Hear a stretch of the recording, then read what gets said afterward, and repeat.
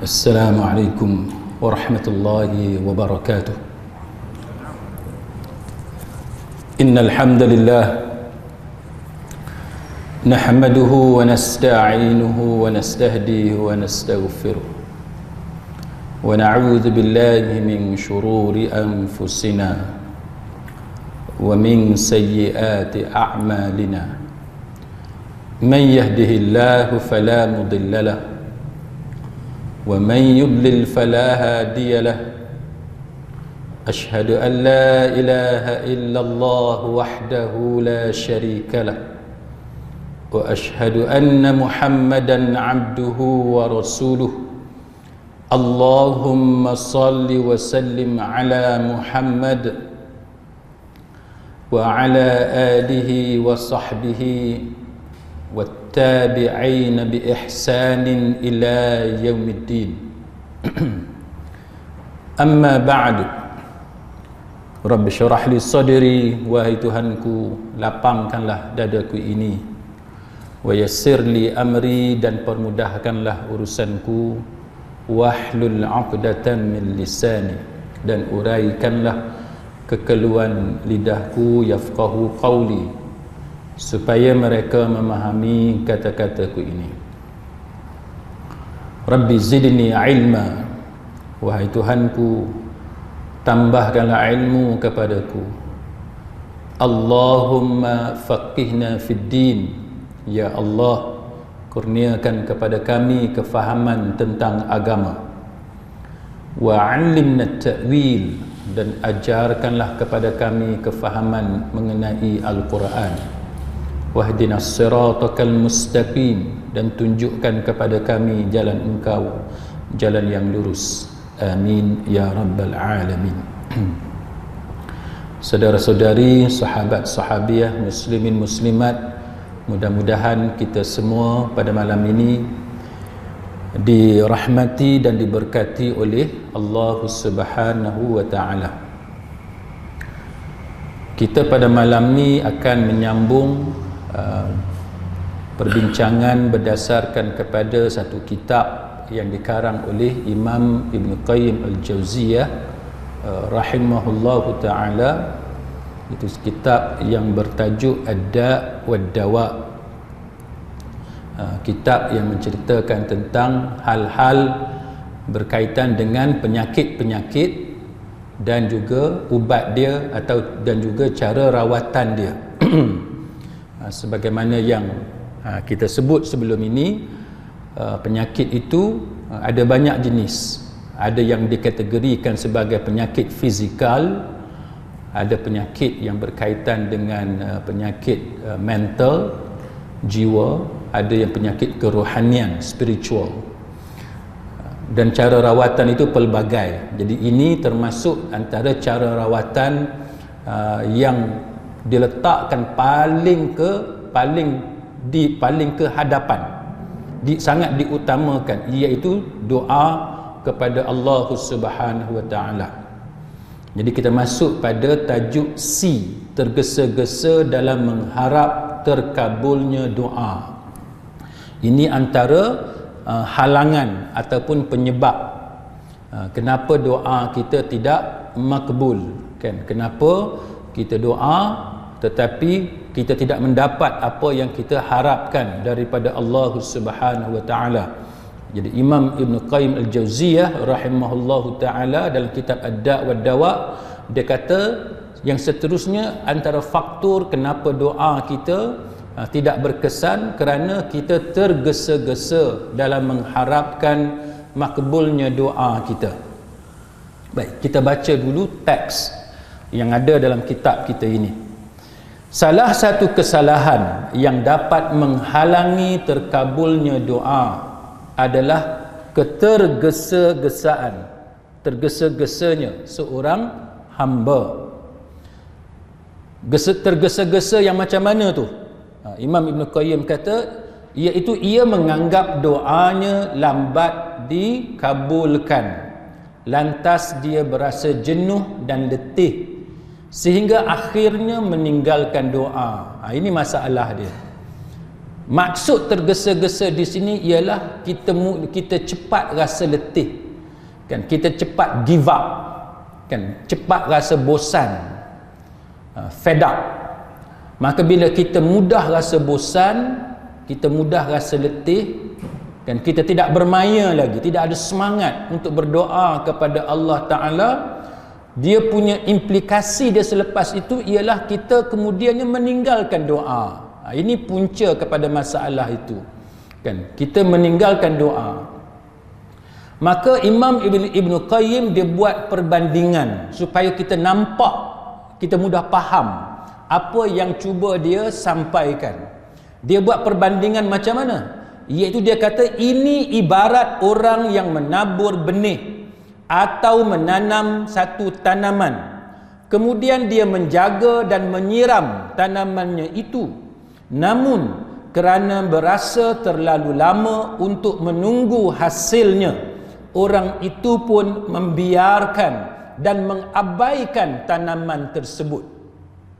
Ini satu ibarat ataupun perumpamaan yang dibuat oleh Imam Ibn Qayyim supaya kita mudah faham apa yang dia maksudkan.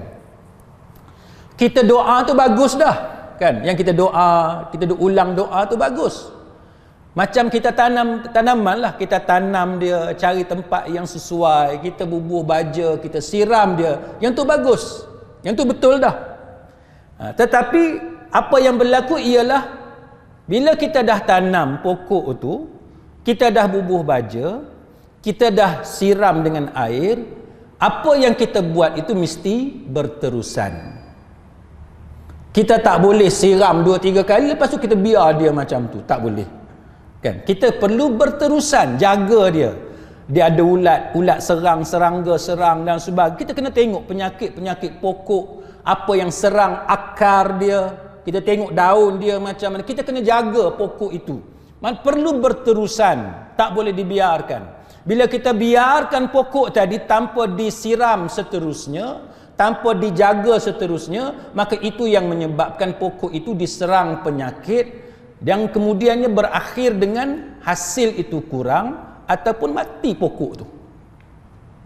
Pokok itu mati. Sama macam doa.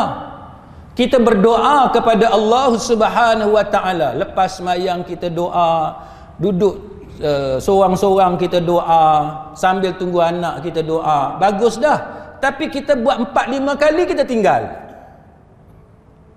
Kerana kita rasa macam lambat je nak dapat hasil daripada doa kita. Kita rasa macam Allah Ta'ala tidak jawab saja doa kita. Kita pun tinggal. Sedangkan musibah itu masih berterusan. Penyakit itu, masalah itu masih ada dalam kehidupan kita. Maka kita abaikan doa. Sedangkan yang kita buat 4-5 kali itu dah cantik, dah elok dah. Tapi kita tinggalkan. Kerana kita berasa bahawa Allah Ta'ala tidak menunaikan apa yang kita pohon kepadanya. Maka ini yang dimaksudkan dengan tergesa-gesa dalam berdoa kepada Allah Ta'ala. Tergesa-gesa macam mana? Tergesa-gesa dalam mengharapkan natijah, result, keputusan daripada doa tu. Itu yang dimaksudkan tergesa-gesa di sini. Baik, maka Imam Ibn Qayyim Al-Jauziyah rahimahullahu ta'ala, dia bawakan kepada kita hadis dalam Sahih Bukhari sebagaimana riwayat daripada Abu Hurairah radhiyallahu anhu, bahawasanya Rasulullah sallallahu alaihi wasallam bersabda. Apa kata Nabi? Nabi kata, yustajabu li ahadikum ma lam ya'jal. Nabi kata doa masing-masing kalian akan dikabulkan selama mana dia tidak tergesa-gesa. Selama mana dia tidak tergesa-gesa. Malam ya'jal, selama mana dia tidak tergesa-gesa. Yaqul da'autu falam yustajab li. Apa maksud tergesa-gesa itu? Nabi bagi penerangan, Nabi bagi penjelasan kepada kita. Apa maksud selama mana dia tidak tergesa-gesa? Nabi kata, yaqul da'autu falam yustajab li. Aku sudah berdoa tetapi belum dikabulkan. Jangan kata lagu tu. Jangan kita ada sikap yang macam tu. Aku doa dah tapi belum dimakbulkan oleh Allah Ta'ala. Jangan cakap macam tu. Hendaklah kita jangan putus asa. Terus kita berdoa kepada Allah Ta'ala selama mana masalah itu, musibah, penyakit dan sebagainya masih berlaku dalam kehidupan kita. Itu satu hadis yang dibawakan kepada kita oleh Imam Ibn Qayyim Al-Jauziyah rahimahullahu ta'ala. Hadis yang kedua yang dia bawakan kepada kita, hadis dalam Sahih Muslim, juga hadis Abu Hurairah radhiyallahu anhu, bahawa Nabi sallallahu alaihi wasallam bersabda, la yazalu yustajabu lil 'abd ma lam yad'u bi ithmin aw qati'ati rahim ma lam yasta'jil. Qila ya Rasulullah wa mal isti'jal? Qala yaqulu qad da'autu wa qad da'autu falam ara yastajibu li fayastahsiru 'inda dhalik wa yada'u du'a. Maksudnya ialah doa seorang hamba akan sentiasa terkabul. Nabi kata sentiasa terkabul selama mana dia tidak berdoa untuk kemaksiatan. Nabi kata doa seorang hamba ni, kita ni hamba, doa kita ni sentiasa terkabul. Apa maksud sentiasa terkabul ni? Sedangkan kita rasa macam ada doa kita, banyak doa kita macam Allah Ta'ala tidak makbulkan. Ini yang kita nak kena tengok syarah yang dibuat oleh para ulama. Bagaimana memahami perkataan sentiasa terkabul ataupun sentiasa dikabulkan oleh Allah Subhanahu wa Ta'ala. Kita kena faham dengan kefahaman yang betul. Baik. Selama mana dia tidak berdoa untuk benda-benda yang maksiat, atau berdoa untuk memutuskan silaturrahim, hubungan kaum kerabat, dan tidak tergesa-gesa, isti'jal, dia tidak tergesa-gesa. Lalu sahabat bertanya, ya Rasulullah, bagaimanakah bentuk tergesa-gesa yang dimaksudkan itu? Nabi sallallahu alaihi wasallam menjawab, hamba tadi berkata, maksudnya orang yang berdoa itulah kita apa semua tuan-tuan. Bila kita kata aku telah berdoa, sungguh aku telah berdoa, dia tekan, dia ada taukid, sungguh, dia ulang, aku berdoa, sungguh aku telah berdoa, namun Allah belum juga mengabulkan doaku. Dia berasa jenuh dan letih, dia exhausted, kan, dia sudah exhausted, lalu akhirnya meninggalkan doa. Jadi tak cukup dengan dia kata aku dah berdoa, sungguh aku dah berdoa, dan dia exhausted, lepas tu dia tinggalkan doa. Maka bila dia tinggalkan doa, itulah maksud isti'jal, tergesa-gesa dalam berdoa kepada Allah Subhanahu wa Ta'ala. Baik, kemudian hadis yang terakhir, hadis dalam Musnad Imam Ahmad. Hadis dalam Musnad Imam Ahmad, tuan-tuan tengok nombor tu, nombor 28, kan? Nombor 28, tuan-tuan tengok dekat bawah tu apa nota yang ditulis oleh pentahqiq kitab kita pada malam ni. Dia kata Al-Musnad, hadis tersebut diriwayatkan juga oleh Al-Imam At-Tabrani dalam Al-Awsat dan juga dalam Ad-Du'a, Abu Ya'la juga Ibnu Adi dalam Al-Kamil. Lepas tu dia kata di bawah tu, dia kata Al-Haythami berkomentar, memberi ulasan dalam kitab Majma'uz Zawaid. Dia kata dalam sanadnya terdapat Abu Hilal Ar-Rasi. Dia adalah seorang yang terpercaya sekalipun masih diperselisihkan di kalangan para ulama. Maka komentar saya, mana komentar ulasan pentahqiq kitab ini, dia kata komentar Al-Haythami, dia kata sanadnya hasan. Hadis ini mempunyai jalur lain yang diriwayatkan oleh Al-Bazzar, tetapi dalam sanadnya terdapat kedhaifan. Sebagaimana yang kita sebut sebelum ini, bila hadis tu dia kata hadis hasan, maknanya hadis itu dia ada masalah. Kan dia ada masalah, dia hadis yang dhaif, tetapi kerana ada penguat daripada jalur yang lain, maka dia diangkat menjadi hadis hasan. Contoh hadis hasan yang lain, contohnya macam dalam kitab yang dikarang oleh Al-Albani rahimahullahu ta'ala, Fiqhul Janazah. Dalam kitab tu dia bawakan hadis-hadis berkenaan dengan tanda-tanda husnul khatimah. Kan hadis tanda-tanda husnul khatimah. Kita nak cam orang tu dia dapat husnul khatimah apa dia? Maka antaranya Al-Albani rahimahullahu ta'ala, dia bawa hadis-hadis berkaitan dengan orang yang mati pada malam Jumaat ataupun pada hari Jumaat sebagai salah satu tanda di antara beberapa tanda yang menunjukkan bahawa orang itu dia mati dalam keadaan mendapat husnul khatimah. Jadi kalau tuan-tuan tengok dalam Fiqhul Janazah yang dikarang oleh Al-Albani rahimahullahu ta'ala, hadis berkaitan dengan mati malam Jumaat ataupun hari Jumaat sebagai salah satu tanda husnul khatimah adalah hadis dhaif. Adalah hadis dhaif. Tetapi dia diangkat oleh Al-Albani rahimahullahu ta'ala kerana ada penguat daripada jalur yang lain. Maka dia menjadi hasan li ghairih. Jadi kalau tuan-tuan tengok, tuan-tuan boleh lihat bagaimana Al-Albani rahimahullahu ta'ala di satu tempat dia letakkan hadis itu sebagai hasan li ghairih, dan ada ketikanya dia letakkan dengan hadis sahih li ghairih. Jadi itu antara cara yang dilakukan oleh Al-Albani rahimahullahu ta'ala dalam berinteraksi dengan hadis-hadis yang ada masalah. Tetapi dhaifnya itu tidak terlalu dhaif, dia dhaif yang ringan, maka dia boleh diangkat menjadi hadis hasan li ghairih. Perkataan li ghairih itu kerana dia ada hadis lain kan daripada jalur lain yang menguatkannya. Baik, jadi Al-Haythami ni tuan-tuan sekalian adalah salah seorang ulama dalam mazhab Syafi'i yang mana ramai di kalangan kita ustaz-ustaz pun, saya sendiri pun kadang-kadang bertukar juga kan Al-Haythami kan, sehingga kan kita sebut Ibnu Hajar ni Ibnu Hajar yang mana? Ibnu Hajar Al-Haythami ke Ibnu Hajar Al-Asqalani ke kan? Kemudian Al-Haythami ni Ibnu Hajar ke tidak?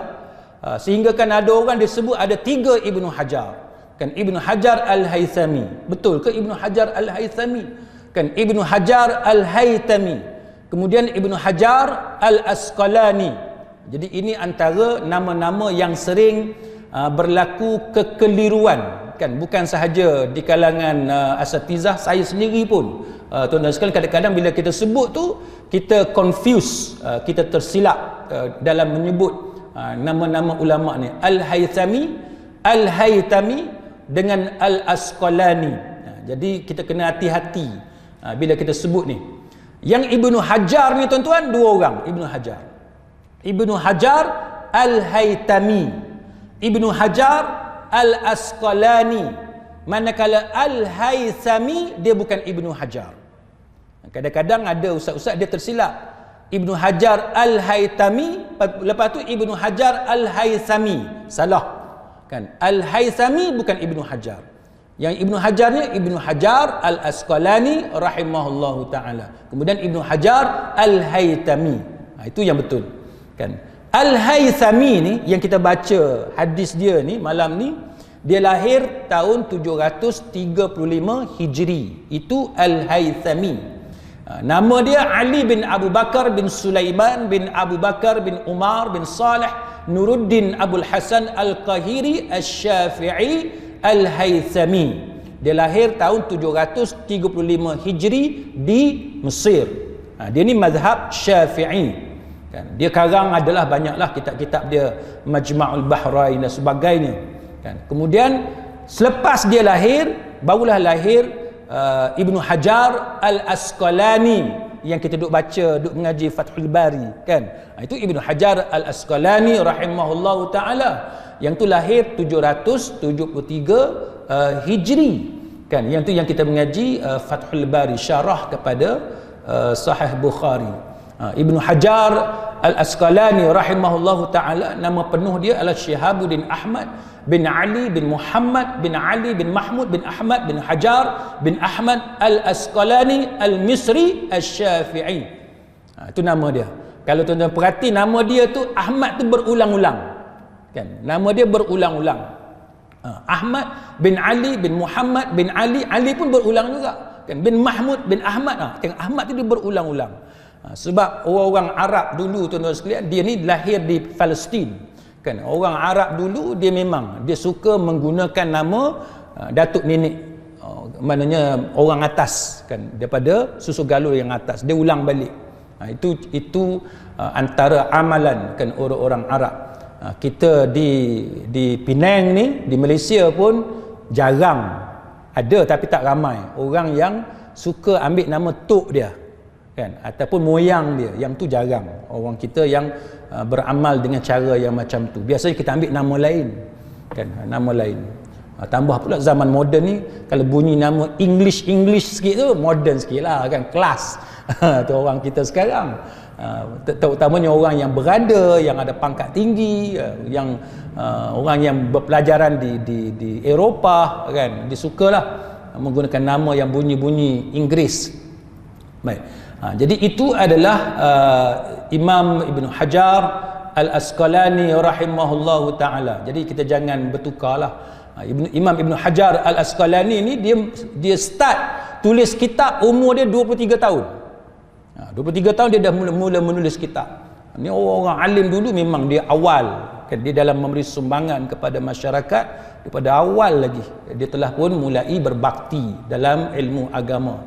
Sebab tu kita tengok Imam Nawawi pun, walaupun dia meninggal dunia usia 40 tahun lebih, tapi dia meninggalkan kitab-kitab yang banyak manfaatnya kepada kita. Kita satu kitab pun tak karang lagi, kan. Dia kitab dia bukan calang-calang, menjadi rujukan dalam dunia Islam, kan. Dan Imam Ibn Hajar Al-Asqalani ni, tuan-tuan, anak murid dia memang hebat-hebat lah. Antara yang kita biasa dengar nama As-Sakhawi dan sebagainya. Banyak yang ditinggalkan, jasa yang ditinggalkan oleh Imam Ibn Hajar Al-Asqalani rahimahullahu ta'ala. Yang ketiga, Ibn Hajar Al-Haytami. Al-Haytami dia Ibn Hajar, Al-Haythami dia bukan Ibn Hajar. Jadi Ibn Hajar Al-Haytami, nama dia pun Syihabuddin juga, kan, Syihabuddin Abul Abbas Ahmad bin Muhammad bin Ali bin Hajar Al-Haytami As-Sa'di Al-Ansari Asy-Syafi'i. Dia juga mazhab Syafi'i. Dikenali sebagai Ibn Hajar Al-Haytami, lahir di Mesir. Dia lahir di Mesir dan meninggal di Mekah. Dia lahir tahun 909 Hijri dan meninggal tahun 973 Hijri. Jadi itu antara nama-nama yang berkaitan, yang kadang-kadang kita confuse, kadang-kadang kita keliru. Jadi kita kena ingatlah, bila kita dengar nama ni kita kena tahu Al-Haytami dengan Al-Asqalani, yang tu Ibn Hajar. Ibn Hajar Al-Asqalani, Ibn Hajar Al-Haytami. Kalau Al-Haythami dia bukan Ibn Hajar. Baik. Jadi itu untuk kita berkenalan siapa dia Al-Haythami yang membuat ulasan berkenaan dengan hadis ini. Baik.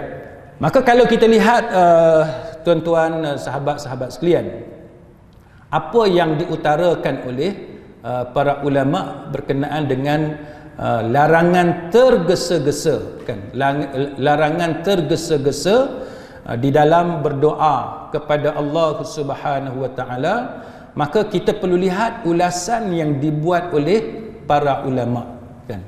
Antaranya para ulama mengatakan bahawa tergesa-gesa ni dia perangai syaitan. Tergesa-gesa ni dia perangai syaitan. Baik. Tapi pada masa yang sama Allah Ta'ala menceritakan bagaimana manusia ni memang sifat dia tergesa-gesa, kan. Baik, kita lihat bagaimana ulama memberi penerangan kepada kita. Contohnya Syekh Abdul Bari bin Awad As-Subaiti. Dia kata apa? Dia kata nombor satunya kita kena lihat dalam surah Al-Furqan. Surah Al-Furqan. Ini ulasan tambahan kepada kitab kita ni, tuan-tuan. Baik, apa kata Syekh Abdul Bari? Dia kata kita lihat dalam surah Al-Furqan ayat yang kedua. Apa kata Allah dalam surah Al-Furqan ayat yang kedua? Allah Ta'ala berfirman, wa khalaqa kulla syai'in faqaddarahu taqdira, dan dia telah menciptakan segala sesuatu dan menetapkan ukurannya dengan secermat-cermatnya. Setiap benda yang Allah Ta'ala cipta tu dia ada ukuran dia. Dia ada ukuran dia. Bila ada ukuran tuan-tuan, maknanya kita nak buat apa pun kena ikut sukatan lah. Kena ikut ukuran. Kita nak pakai baju, kena ada ukuran. Kalau kita baju besar sangat, tak cantik. Tak selesa. Ketat pun tak boleh, tak selesa juga. Pakai baju kena ikut ukuran badan kita. Sama macam kita masak. Kan, kaum wanita, bila masak, dia ada sukatan dia. Gula banyak mana, masin banyak mana, pedas macam mana. Dia ada ukuran dia. Kita tak nak nasi pun ada ukuran dia. Air banyak mana, nak kena masak lama mana. Kalau pakai noksa 7 minit contohnya, kan? Ataupun kalau kita pakai api biasa berapa lama, setengah jam ke 1 jam tu, tengok kepada sukatan, kan? Tengok kepada nasi banyak mana, air banyak mana, bekas dan sebagainya. Jadi setiap benda ni dia ada sukatan dia. Kalau kita buat benda tak ikut sukatan, maka itulah yang duk jadi tergesa-gesa sehingga menyebabkan kita tidak mendapat hasil sebagaimana yang kita harapkan. Itu kata Syekh Abdul Bari. Kemudian dia kata, kan, Allah Ta'ala juga menceritakan kepada kita pasal tabiat, attitude yang ada pada manusia yang kita kena ingat sangat-sangat. Contohnya surah Al-Anbiya ayat 37, kan, Allah Ta'ala sebut khuliqal insanu min ajal. Manusia telah dijadikan tabiat dia tergesa-gesa. Ini perangai manusia. Allah Ta'ala jadikan manusia ni tabiat dia ialah tergesa-gesa, kan. Jadi kita kena tahulah, bila tabiat kita macam tu, kita kena tahu macam mana nak kontrol sikap kita yang tergesa-gesa, supaya bila kita berdoa kepada Allah Ta'ala, kita tidak berdoa mengikut tabiat kita yang suka tergesa-gesa. Baik. Kemudian kita tengok bagaimana Anas bin Malik radhiyallahu anhu, dia kata daripada Nabi sallallahu alaihi wasallam, at-ta'anni minallah wal ajalatu minasyaitan. Berhati-hati itu daripada Allah, sedangkan ketergesa-gesaan itu daripada syaitan. Jadi bila tergesa-gesa, dia biasanya mendatangkan kekesalan. Ini benda yang biasa berlaku bila kita tergesa-gesa. Tergesa-gesa ni dia tidak menguntungkan. Hasil dia tidak positif. Kebiasaannya dia akan berakhir dengan penyesalan. Sebab itu yang disebut oleh Amr bin Al-As radhiyallahu anhu, dia kata la yazalu rajul yajni min thamaratil ajalati nadama. Dia kata seseorang yang selalu memetik buah dari sikap tergesa-gesa dia akan berupa penyesalan. Itu kata Amr bin Al-As.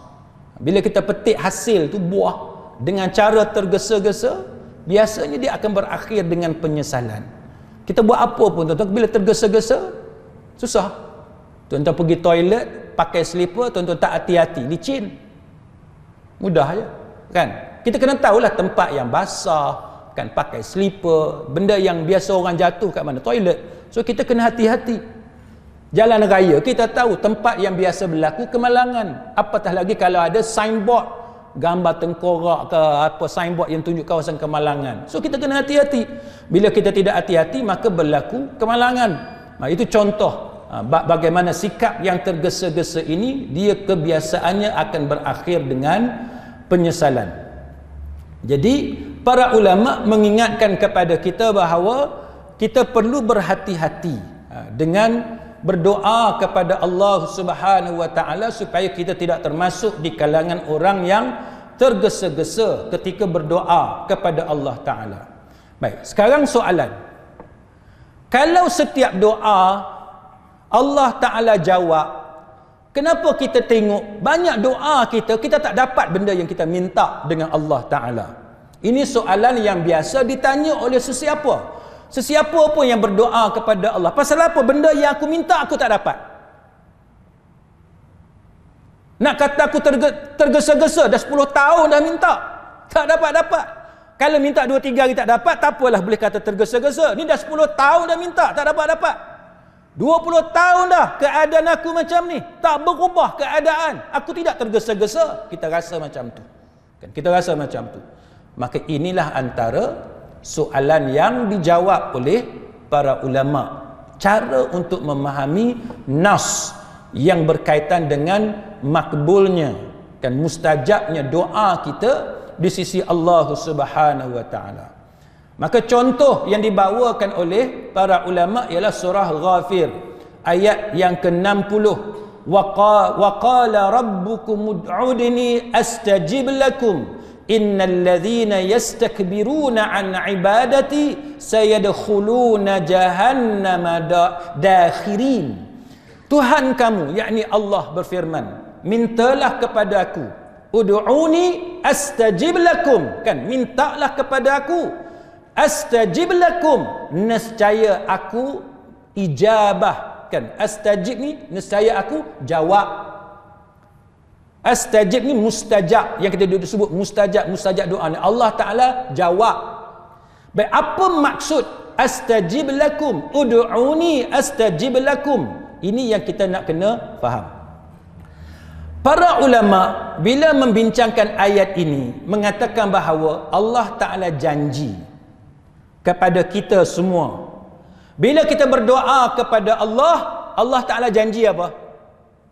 Allah Ta'ala janji apa? Dalam ayat itu Allah Ta'ala guna perkataan ijabah. Ijabah ataupun istijabah. Ijabah ataupun istijabah. Dan Allah Ta'ala dia tak guna perkataan i'ta'. Tuan-tuan tengoklah dalam ayat Quran, dalam hadis, Allah Ta'ala tak guna perkataan i'ta', tapi Allah Ta'ala guna perkataan ijabah ataupun istijabah. Maka bila Allah Ta'ala menggunakan perkataan ijabah dan istijabah, sebaliknya tidak menggunakan perkataan i'ta', dia mesti ada sebab. Sebab apa Allah Ta'ala tak guna perkataan i'ta', tapi Allah Ta'ala guna perkataan ijabah dan istijabah? Maka ulama memberikan beberapa jawapan. Kenapa jadi macam ni? Kenapa jadi macam ni? Iaitu ijabah dan istijabah dalam bahasa Melayu kita yang kita boleh mudah untuk faham, iaitu dia bukan dalam konteks memberi benda yang kita minta. Memberi benda yang kita minta itu i'ta'. Nah, itu i'ta'. Minta iPhone, bagi iPhone, itu i'ta'. Minta motor, bagi motor, itu i'ta'. Ijabah dengan istijabah dia lain.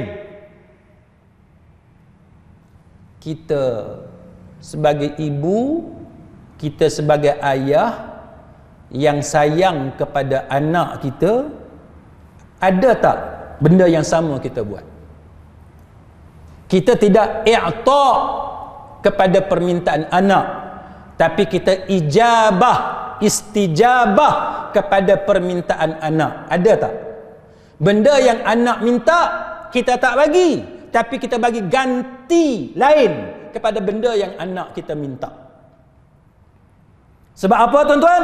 Sebab kita sayang kepada anak kita.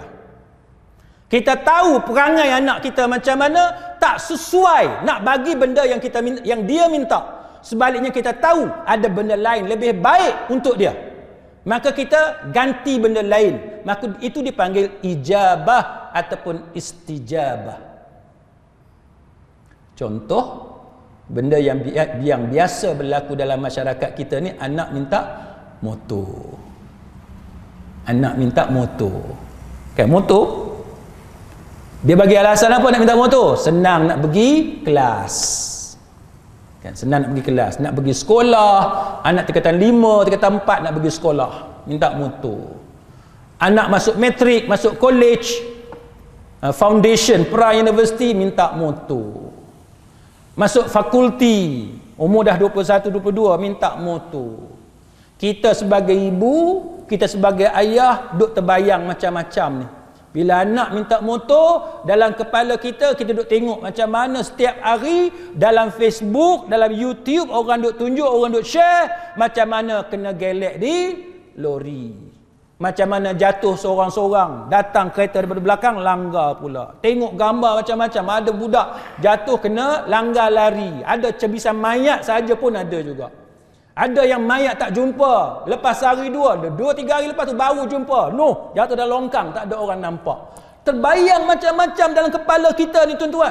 Kita sebagai ibu bukan tak sayang pada anak. Kita sebagai ayah bukan tak sayang pada anak. Sayang yang tidak dimengerti oleh anak kita. Bila kita tak bagi motor, dia kata ibu tak sayang saya, ayah tak sayang saya, kawan saya semua dapat motor tapi saya tak dapat motor.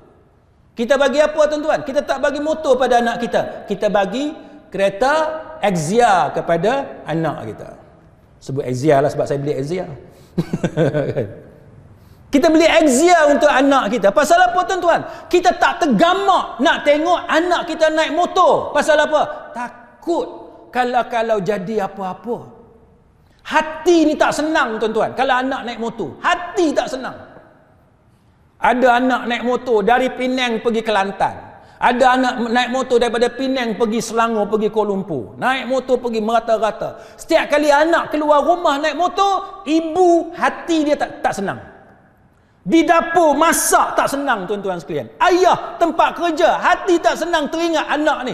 Takut-takut itulah kali terakhir lambai anak. Dengan sebab kita sayang sungguh pada anak kita, ijabah, kita tidak i'ta'.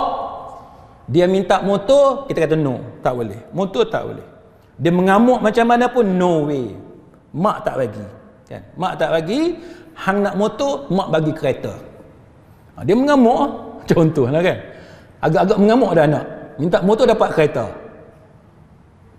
Ada anak yang reti, alhamdulillah. Minta betis dapat paha. Kan? Ada anak yang pandai menilai, dia kata alhamdulillah, kan? Ini rezeki dari langit. Aku minta motor je, mak aku bagi kereta. Ada anak yang tak reti, dia kata mak saya nak berkawan macam mana, takkan kawan saya naik motor, saya naik kereta.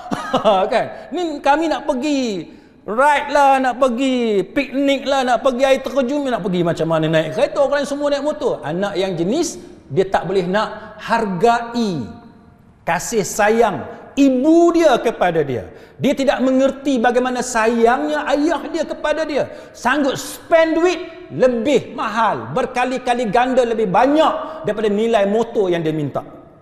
Itu yang kata istijabah. Allah Ta'ala tuan-tuan, dia tak bagi pada kita, kita nak faham macam tu lah. Kita nak faham dia punya konteks. Kita minta supaya kita kaya. Tak kaya-kaya tuan-tuan. Tak kaya-kaya. Orang lain naik Mercedes, naik BMW, orang lain rumah berjuta-juta. Kita rumah sangka burung. Kereta hak kita naik kadang-kadang kena tolak. Orang tu tolong tolak kot belakang. Kereta ada enjin tapi kena tolak. Mati je selalu kereta. Duk minta ni. Orang lain meniaga, kaya raya, kita meniaga. Tak kaya macam orang lain. Allah Ta'ala tidak tunaikan benda yang kita minta. I'ta' tidak ada. Ijabah, yes. Allah Ta'ala, dia tak bagi benda yang kita minta, dia bagi benda lain. Dia bagi benda lain. Itu ijabah ataupun istijabah. Maka bahasa lain ialah respon. Respon daripada Allah Subhanahu wa Ta'ala. Sebab apa tuan-tuan? Sebagaimana anak kita, dia tak boleh faham hati dan perasaan kita yang sayang kepada dia. Macam itulah kita sebagai hamba. Kita tidak mengetahui rahsia ilmu Allah. Kenapa Allah Ta'ala sayang kepada kita dan dia tak bagi benda yang kita minta. Exactly benda yang kita minta. Tapi dia bagi benda lain. Itu yang kita perlu bezakan tuan-tuan sekalian. Contoh yang dibawa oleh para ulama ialah hadis daripada Nabi sallallahu alaihi wasallam untuk menjawab persoalan tadi, iaitu hadis ma min muslim, tidaklah satu orang muslim itu yad'u Allah, kan, ya, dia berdoa kepada Allah selama mana doa dia tidak ada perbuatan dosa atau memutus tali silaturrahim, kecuali Allah akan memberikan salah satu di antara tiga benda ni. Allah Ta'ala bagi salah satu. Maknanya dia tidak dia tak semestinya bagi benda yang kita minta, tapi dia bagi tiga, salah satu daripada tiga ni. Yang pertama, Allah Ta'ala tunaikan benda yang dia minta, dapat sungguh. Dia minta nak kaya, Allah Ta'ala bagi dia kaya. Allah Ta'ala kita minta kaya, Allah Ta'ala bagi kita kaya. Kita minta sehat, Allah Ta'ala bagi sehat. Maknanya Allah Ta'ala makbulkan, dia bagi sungguh benda yang kita minta. Yang kedua, Allah Ta'ala hindarkan dirinya daripada musibah yang sama nilai dengan isi doa yang dia minta dengan Allah. Dia terhindar daripada musibah, dan musibah tu nilai dia sama sebagaimana yang dia minta. Yang kita minta sangat-sangat ni, yang kita duk ulang, duk minta, duk selalu ulang tu apa yang kita nak. Allah Ta'ala lindungi kita daripada musibah, dan musibah itu sama nilai dengan benda yang kita minta dengan Allah Ta'ala. Dan yang ketiganya, Allah Ta'ala simpan dalam bentuk pahala untuk kita di hari akhirat nanti. Hadis ni dinilai sahih oleh Syekh Mustafa Al-Adawi. Allah Ta'ala simpan dalam bentuk pahala di hari akhirat. Tuan-tuan, pahala ni benda yang kita tak nampak. Sebab tu pahala ni dia tidak macam benda dunia. Dunia, cuba tuan-tuan tengok. Dulu duit LHDN bagi, tuan-tuan tengok orang beratur queue, tuan-tuan. Pasal apa? Sebab nak dapat duit LHDN. Apa duit apa tu? Duit BRIM apa semua tu, kan? Beratur.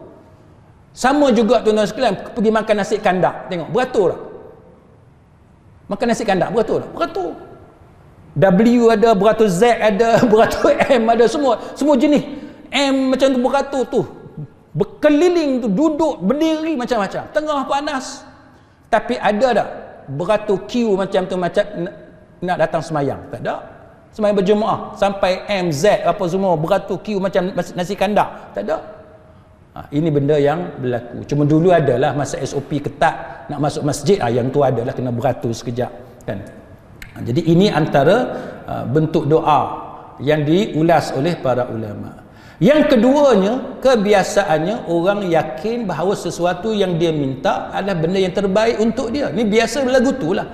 Benda yang kita minta, kita rasa itulah yang terbaik. Tapi macam anak kita tadilah, yang dia minta, dia rasa itulah yang terbaik untuk dia. Tapi kita sebagai ayah, kita sebagai ibu, kita lebih mengetahui tentang apa yang terbaik untuk anak kita. Maka apatah lagi dengan Allah. Kita sebagai hamba, kita tak tahu benda yang akan berlaku. Allah, dia mengetahui segala-galanya. Tidak ada benda yang tidak diketahui oleh Allah. Maka Allah lebih mengetahui apa yang terbaik untuk kita. Sedangkan kita rasa hak kita minta itulah yang terbaik. Ini konsep yang kita kena faham. Maka dengan sebab itu Allah Ta'ala berfirman dalam surah Baqarah ayat 216, wa asa an takrahu syai'an wa huwa khairul lakum. Boleh jadi mungkin benda yang kamu benci, sedangkan benda itulah baik untuk kamu, khairul lakum. Wa asa an tuhibbu syai'an wa huwa syarrul lakum. Boleh jadi mungkin benda yang kamu suka itu hak itulah buruk untuk kamu, tak baik untuk kamu. Wallahu ya'lamu wa antum la ta'lamun. Allah mengetahui sedangkan kamu tidak mengetahui. Benda hak kita minta, kita mana tahu benda tu baik ke buruk. Kita rasa baik untuk kita, tapi mungkin benda yang kita kata baik itulah buruk untuk kita. Benda yang kita tak suka, tapi hak itulah baik untuk kita, mungkin. Maka ini antara perkara ataupun konsep yang kita perlu faham. Bila doa kita, kita rasa macam Allah Ta'ala tidak tunaikan kepada kita. Dah azan dah?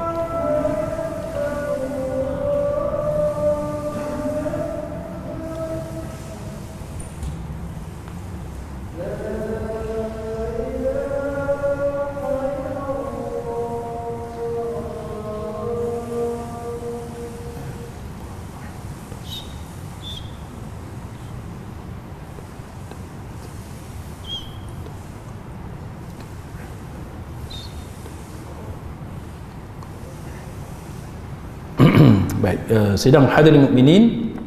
Jadi yang akhir sekali kita nak faham tentang tergesa-gesa ini ialah para ulama menyatakan bahawa jangan kita terlalu berharap untuk mendapat habuan dunia daripada ibadat yang kita lakukan.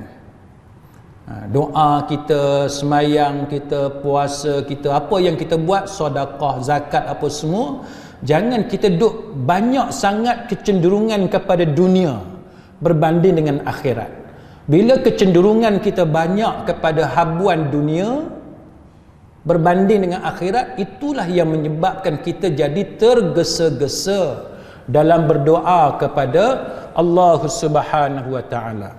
Contoh dalam surah Al-Hajj ayat yang ke-11, Allah taala berfirman, "Wa minan nasi man ya'budullaha 'ala harf, fa in asabahu khairun itma'anna bih, wa in asabathu fitnatun inqalaba 'ala wajhihi khasirad dunya wal akhirah. Dzalika huwal khusranul mubin." Dan di antara manusia ada yang menyembah Allah di tepi. Dia beribadat kepada Allah dengan cara duduk di tepi. Ketika dia dapat habuan dunia, dapat harta dengan sebab dia beribadat, maka dia jadi yakin dengan ibadat dia itu. Dia jadi seronok. Bila dia semayang, bila dia puasa, dia zikir, dia dapat habuan dunia, maka dia seronok dengan ibadat dia. Tapi bila dia ditimpa fitnah, dia ditimpa musibah, bencana, maka dia murtad atau dia meninggalkan agama. Dia tidak lagi beribadat kepada Allah Ta'ala. Dia semayang, sedekah, puasa, semua ni dia hanya buat kalau dia dapat keuntungan duniawi. Bila tak dapat, dia tinggal. Setengah orang bila rugi berniaga, bila sakit, dia makin rajin semayang. Setengah orang macam tu. Tapi ada setengah orang bila dia sakit, bila dia dapat musibah, dia tinggal ni, tudung tak mau pakai, Quran tak mau baca, dia macam memberontak, tak puas hati dengan Tuhan, seolah-olah macam tu. Maka orang yang macam ni, Allah Ta'ala kata khasirad dunya wal akhirah, rugilah dia di dunia dan di hari akhirat. Dzalika huwal khusranul mubin, yang demikian itu adalah kerugian yang sangat jelas dan nyata. Macam orang bila buat apa-apa dia tak bersungguh-sungguh, dia nak tengok kalau kuliah sedap, kalau contoh mudah lah kan, contoh mudah datang kuliah kan, kalau orang yang betul-betul nak mengaji, dia datang lah duduk dalam masjid.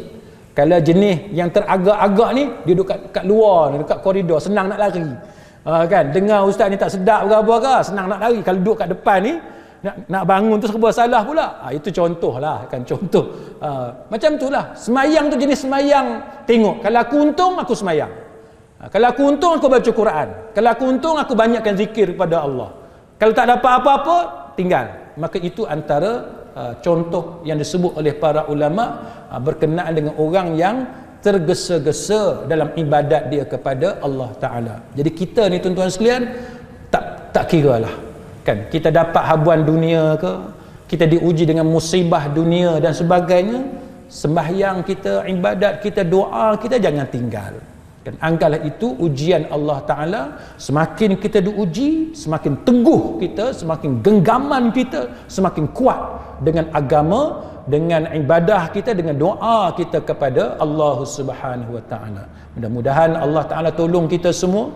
Allah Ta'ala memberikan menjawab, ijabah kan doa-doa yang kita minta selama ini. Mungkin kita tidak mengetahui apa yang terbaik untuk kita. Yang pasti Allah Ta'ala sahajalah yang maha mengetahui tentang apa yang terbaik untuk kita. Moga-moga Allah Ta'ala menunaikan, memakbulkan doa-doa kita semua dan memberikan sebaik-baik pahala kepada kita semua dan mendapat segala keuntungan di dunia dan juga di hari akhirat. Wallahu a'lam. Aqulu qawli hadza wa astaghfirullahal azim li wa lakum. Wassalamu alaikum warahmatullahi wabarakatuh. Subhanakallahumma wa bihamdika asyhadu an la ilaha illa anta astaghfiruka wa atubu.